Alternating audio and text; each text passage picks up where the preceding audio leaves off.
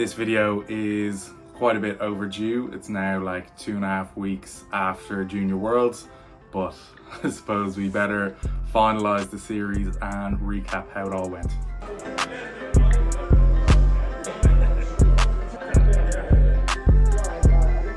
So this competition was held in Cluj, I think it's called, in Romania, and I think this was like my 7th international competition that I've done between World Championships and European Championships.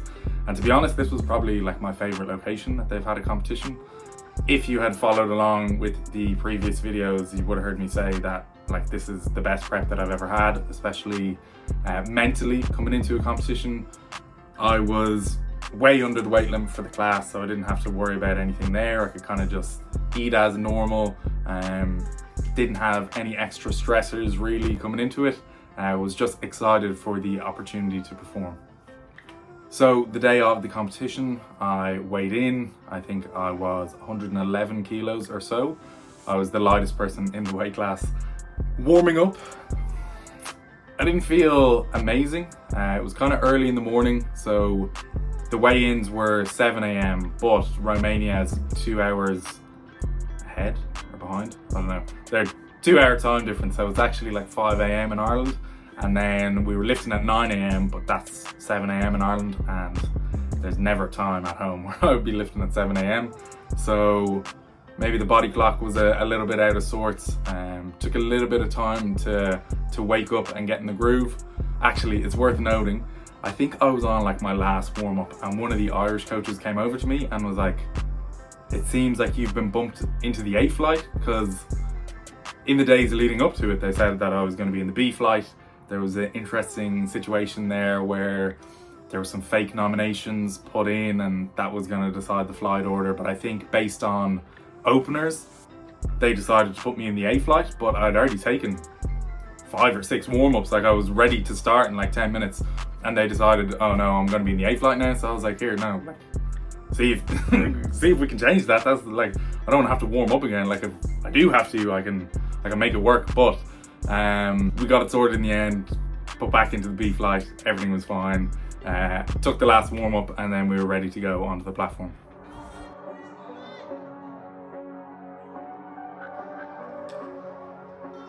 I saw it when I walked, boy.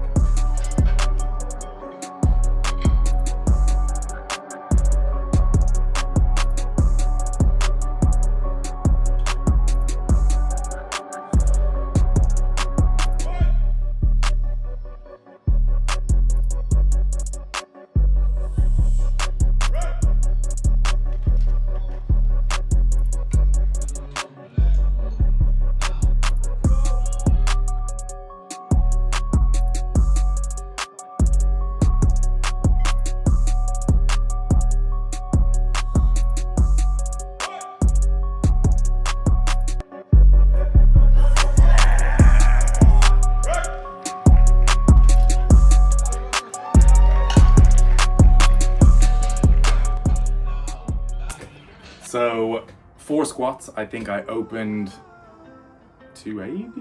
It's always a little bit nerve-wracking before the first attempt. Smoked the opener, came back in, and we decided to go 295 for my second attempt. Now that is quite heavy for me, just based on the numbers that I've hit in prep. I think I've only squatted 290 plus maybe like 2 or 3 times. Went back out, smoked that as well. Felt super strong, super confident. We decided to go 305 for the third attempt. Now that was kind of like the mid-range for what I would have liked for the day. Potentially there could have been a little bit more there, but on the world stage there's no need to overreach, particularly when I'm not in the running for any placings or anything like that. So just take a number that I was like confident that I'd be able to move well, and then we can move on from there, having added to the total. Went out for 305. all-time PB, most weight that I've ever squatted. Felt really strong, comfortable on the unrack, squatted down, stood up. It was comfortable enough. I'd say there might have been a little bit more room there, maybe 2.5 kilos, 5 kilos perhaps. But big confidence boost, and then we rolled on to bench.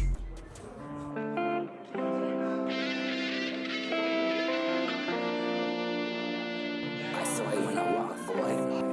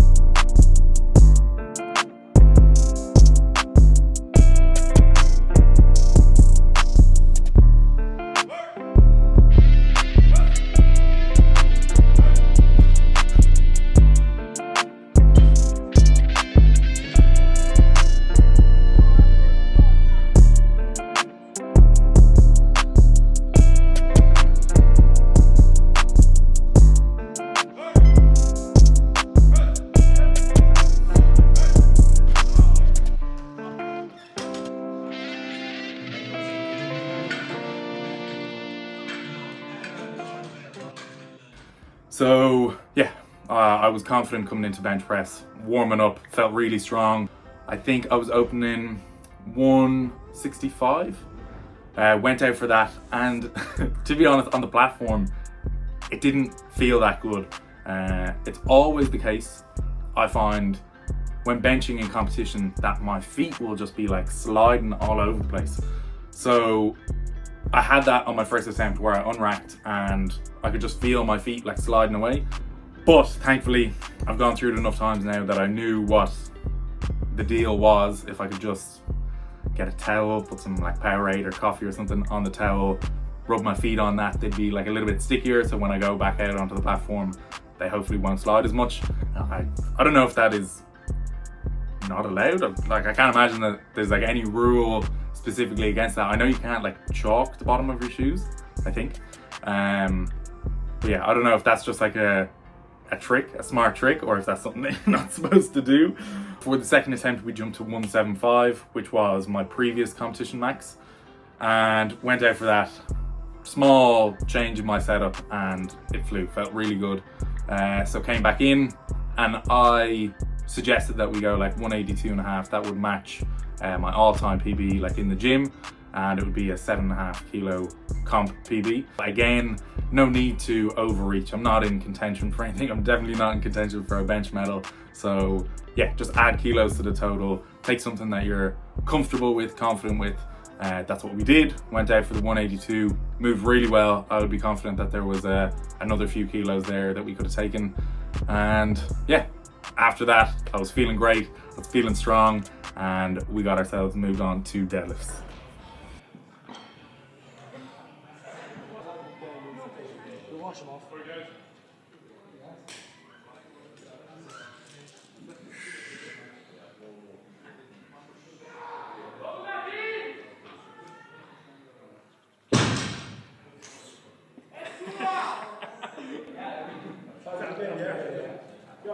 I'll get back in.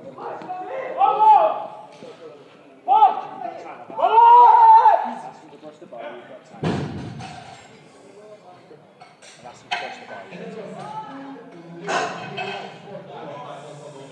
Lost. So good.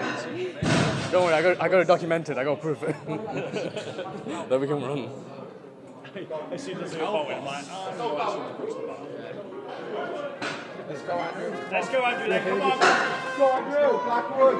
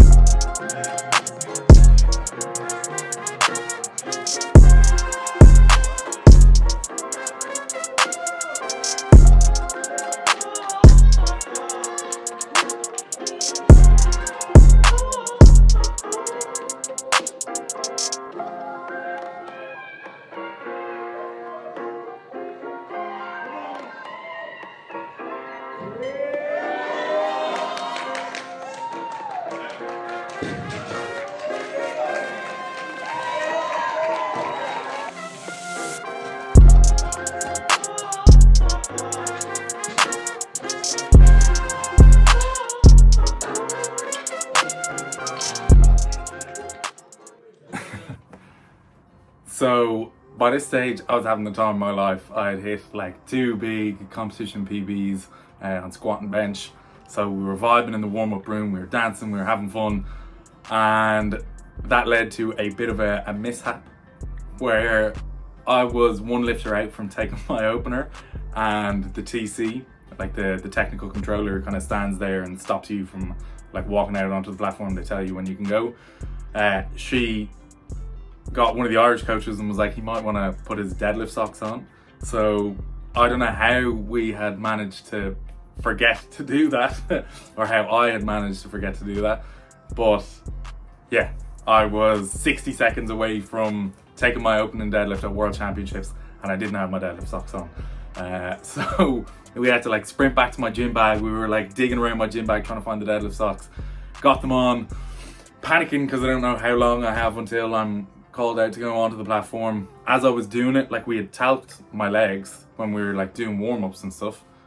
So again, I don't know how we didn't notice that I didn't have them on, but putting on the socks, I was getting like talc all over my hands. So then we had to like pour water on my hands to wash the talc away. And then obviously I was gonna have to like chalk my hands again, and then we were gonna have to talc my legs again. So ran back over to where my chalk was, chalking up, talcing up. And one of the GB coaches had thankfully asked the TC to get the spotters and loaders to like brush down the bar, like clean the bar, so that would take like an extra minute or so and buy us a bit of extra time. We got to get ourselves gathered and ready to go out, and then it was called bars loaded, got to go out and took 310 for my opener. So for the second attempt we jumped to 325 kilos, which is 5 kilos below my best deadlift. I knew that 325 would move pretty well. So that's what we did. We went out, took 325. I could kind of feel my left hand, not that my grip was going, but it just didn't feel really secure. And that is the problem that I've had with the Eleiko bar. I've dropped my third attempt deadlift twice with an Eleiko bar in competition. So yeah, in my mind, I was like, I do not want to go through that again. We opted for 335 kilos for my third attempt. 5 kilo PB, I'd be confident of that. We can make it move well, end on a 9 for 9 day, big total PB, national records, all the rest of it. So that's what we did. Going out for that third attempt was just trying to remind myself to do everything that I'd done in the previous attempts. Went out, started pulling, felt really strong off the ground, but kind of when I got to my knees, I felt my thumb start to tear, but in my mind I was just thinking like, hold on for dear life, like it doesn't matter, this is the last one, just like do not let go of this, you can deal with your thumb afterwards, just get through it. So we locked it out, but again I could feel the left hand, it didn't feel like the grip was actually going, it was just quite sore because the thumb had torn, but it was a weird deadlift. It doesn't look like my normal deadlifts where I wasn't 100% sure that like I would get white lights from my shoulders. It didn't feel like they were perfectly locked out. The judging was quite like strict in the previous days of the competition, so I was like, okay, they could do me here with like red lights for soft lockout. I tried my best to like sell it as much as I could, and in hindsight on the video, like it does actually look like I'm totally locked out, but just did not feel that way in the moment. So I wasn't sure what I was going to turn around and see. Looking at the lights, 3 white lights, I was very, very, very happy to go 9 for 9. I think I hit a 17.5 kilo total PB. Took the junior national record squat with 305 kilos, the junior and open national record deadlift with 335, and the junior record total with 822.5 kilos. And on top of that, that total that I set was only 6 kilos, I think, behind the open national record total. But on that note, if I could summarize the main things from the prep that I learned or that I think helped me to perform to the best of my ability on the day, it would be not focusing on things like that, like those records or medals or placings or even like particular numbers that I wanted to hit. Like actively reminding myself to not go down that rabbit hole of like trying to come up with numbers. If I hit this one and I hit this one and on my absolute best day, maybe I could come in this position, or if this person failed, maybe. Like, I've just found time and time and time again in the past that is just not a helpful line of thinking for myself. So yeah, just actively reminding myself to not go down that path with those kind of thoughts, and instead just focusing on giving my best effort. Another thing that helped a lot was like being okay with making mistakes, or being okay with failure as a possibility. Like, accepting the fact that things can go wrong. Like, I'm not perfect. No one is perfect. Things can happen. I could have gone over there, I could have got food poisoning, I could have had a terrible sleep, I could have just made a mistake on the platform with technique, or misgrooved something. Like, they're all possibilities. And being okay with that, like not having to be perfect, being like open to that, I have found personally has given me like the freedom to then be able to go enjoy myself and like take the opportunity in front of me, just like be present in the moment and just go for it. Like, what is the worst thing that can happen? If the worst thing that can happen is failure, okay, perfect, you just learn from that and then do better next time. So yeah, I kind of went in just with no extra like stress or pressure on my shoulders, and just went to enjoy myself. I didn't have to hit a certain number, I didn't have to hit a certain placing. Yeah, that would be the biggest lesson that I took. So from here, we now have a quick turnaround to Junior European Championships. And as of today, we are exactly 4 weeks out from that. So I'm going to continue with these YouTube videos. We will document this transition into the European Championships prep. And yeah, we'll see what happens over the next 4 weeks. Thank you guys for watching. As always, if you enjoy the content, like, comment, subscribe, all of that good stuff. I actually had a few people like message me, or a few people I was talking to in person who was asking me if I was gonna like continue with the YouTube videos. So that was a big motivating factor in getting this video out again and documenting the rest of this prep. So thank you guys for that. Thank you for the support. See you in the next one.